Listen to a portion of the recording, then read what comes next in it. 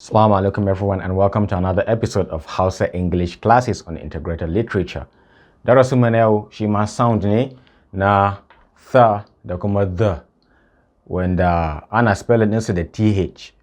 Sound ne wanda ake spelling da th.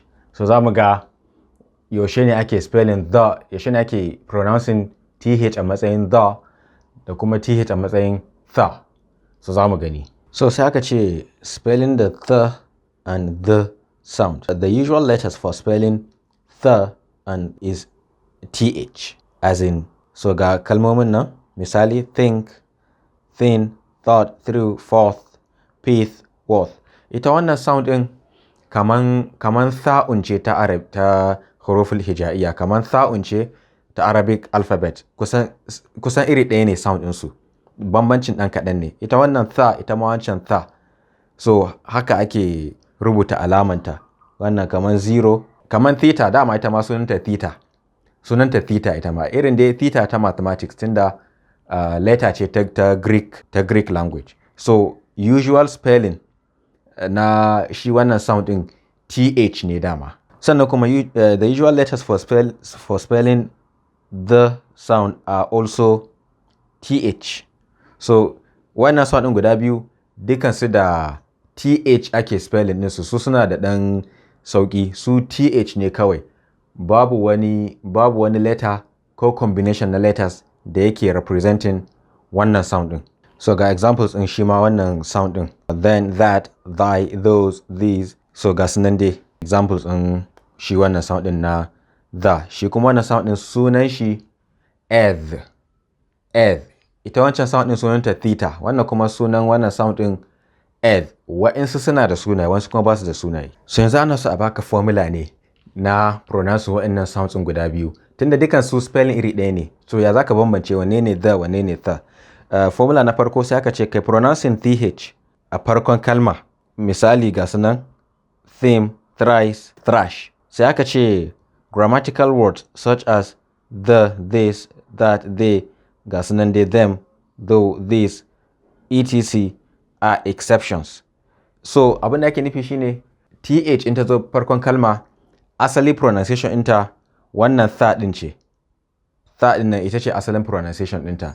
Amma akwai grammatical words kamar su article, kamar su pronoun na Old English. Wannan the da thy ai pronouns ne amma na Old English.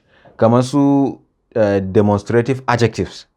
Wannan those su adjectives ne. Ga wani pronoun ɗin nan shi ma them. Though wannan conjunction ne. So wa'annan kalmomin wanda suke cikin part of speech, wanda suke adjectives, conjunction da sauransu, su ne grammatical words. To su ana pronouncing su da kuma ɗayan sound ɗin ne the, eth.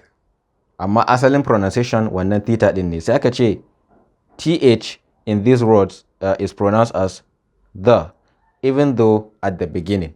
So shi wannan shine bambancin. Dan kawai kaga th a farkon kalma ba kowace bane za ta zama the. Idan grammatical word ne to ba the za ta zama ba, za ta zama the. Sai number 2. Aka ce in most cases pronounce th at the end of a word as the. So kun ga shi ma idan ƙarshen kalma ya zo da th, asalin pronunciation ɗin the ne. Breath, wrath, both, bath, cloth, tooth, sheath. Amma sai aka ce but if th at the end of a word is followed by e, pronounce it as breathe, as the. Misali breathe, clothe, loathe, bathe, soothe. To me yasa? Saboda ita wannan e din da aka karo, misali ai akwai breath mara e, numfashi. Breathe kuma mutum ya numfasa. Ai ga wannan ita noun ce. Wannan ita ce asalin kalma. Wannan kuma verb din ne. So akwai kuma ga nan bath, sai kuma ka samu verb din bathe. To me yasa ma sautin shi kan shi ya canza? Wancan bath, wannan kuma bathe. Me yasa wannan ba a ce shi ma bath ba, ko kuma a ce ma wannan bath? A shi a turanci wani lokaci idan aka samu ƙarin letter ko ƙarin sauti a gaba, yakan canza sautin abin da ke baya. Wannan e din ita ta sa wannan a din ta zama a sound, ta zama bathe. Saboda a nan babu e. So wannan e din tana nuna verb, tana nuna verb ne. Mara e kuma tana nuna noun. To sai aka ce akwai exceptions. Shi turanci dama yare ne wanda ya aro abubuwa da yawa. So wani lokaci bai da stable form, bai da formula take tsayayya. Yawanci sai an samu exceptions. To sai aka ce akwai exceptions kaman booth. Ita ma wannan kalmar mutane suna yawan kuskure su ce mata booth. Amma ga nan booth. Wannan ma smooth. Wannan ma bequeath. To mutane suna yawan kuskure. Zaka ji sun ce booth, smooth, bequeath. So ana samun irin kurakuran nan, sai dai ita wannan kalman booth, wannan British pronunciation ne. American pronunciation zaka iya cewa booth. Zaka iya cewa booth. To su wannan littafin sai ba su kawo wannan exception din ba. Amma su sauran smooth ne, wannan ma bequeath. Ba a sa musu theta. Wannan sound ake sa. Sai aka ce th in this word is pronounced as the, even though not followed by e. So dama shine exception din. Sai aka ce th in with may be pronounced as with or with. Therefore, with and with are correct pronunciations of the same word. So ita wannan kalman za ka yi pronounce inta da kowane ɗaya daga cikin waɗannan biyun sound ɗin ita with. Ko ka ce with ko kuma ka ce with. Sai aka ci gaba aka ce pronounce th as the if it occurs between vowels in the middle of a word. So in aka samu wannan th in gaba vowel baya vowel, gaba vowel baya vowel, to wannan th in takan zama the. Takan zama the. Yanzu misali wannan kalman northern. Inda za a cire ERN din nan, in za a cire ERN din nan, to za ta dawo north. Za ta dawo asalinta north. Amma tunda an kawo vowel sound ER, wannan ER din shine vowel sound din. To sai TH din ta zama the, northern, weather, brother, ga sunan dai. In akwai vowel a gaba da baya, TH na tsakiya zai ɗauka the sound. Amma sai aka ce there are also some exceptions to this guide. Shi turanci yawanci kullum in ya bada formula sai ya ce akwai inda ba ta aiki. So akwai kalmomin da suna zuwa da TH in ga vowel a gaba ga yana a baya, amma kuma bai ɗaukan wannan the sound ɗin, sai dai ɗauka wannan theta ɗin. Pathos, author, catharsis, cathedral, cathode, catheter. To amma inda mai kallo ya sani, wa'annan kalmomin yawanci ba kalman turanci ba ne. Misali catharsis wannan kalman Greek ne.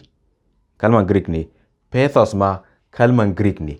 Yawanci kalmomin za a ga na Greek ne, shi sa suke da kuma wannan unusual pronunciation ɗin. Shi yasa suka bambanta da kalmomin turanci wajen pronunciation. So akwai exceptions. To sai number 4.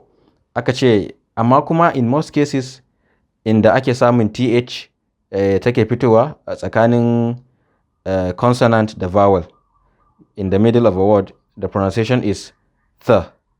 To ga yana misali th in ta zo akwai consonant ya zo kafin ita. Consonant ya zo kafin th in.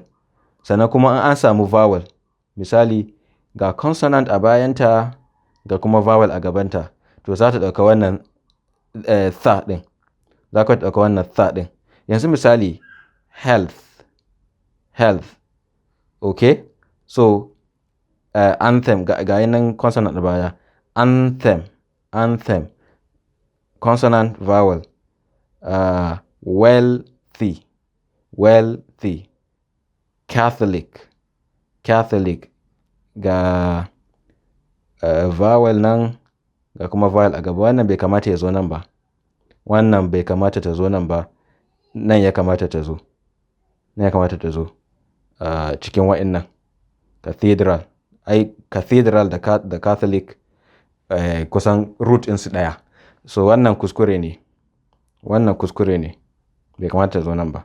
Sai aka ci gaba aka ce pronounce th as the if it occurs between a vowel and the plural s, as in bath, truth.